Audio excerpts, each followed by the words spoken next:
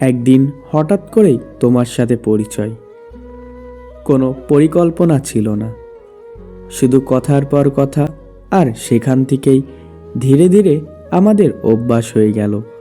সকাল শুরু হতো তোমার মেসেজে, আবার শেষ হতো তোমার কথায়। আমি বুঝতেই পারিনি কখন তোমাকে নিজের ভবিষ্যৎ ভেবেছি। আমি তোমাকে ভালোবেসেছিলাম খুব ভাবে, কোনো সত্য ছাড়াই, কোনো অভিমান ছাড়া। শুধু তুমি থাকলেই যথেষ্ট ছিল। কিন্তু তুমি কখনো আমার মতন করে ভাবনি।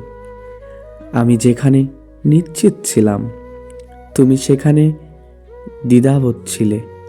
তবু আমি অপেক্ষা করেছি, ভেবেছি সময় লাগুক, একদিন না একদিন আমারই বুঝবে। কিন্তু সময় গেল, কথা কমলো, নীরবতা বাড়ল। আর আমি প্রতিদিন নিজের সাথে যুদ্ধ করতে লাগলাম। সবচেয়ে কষ্টের নিতা ছিল যেদিন বুঝলাম আমি তোমাকে হারিইনি, আমি কখনো তোমাকে পাইনি। আজও তোমার নাম শুনলে মন থমকে যায়, কিছু কথাই গলায় আটকে থাকে।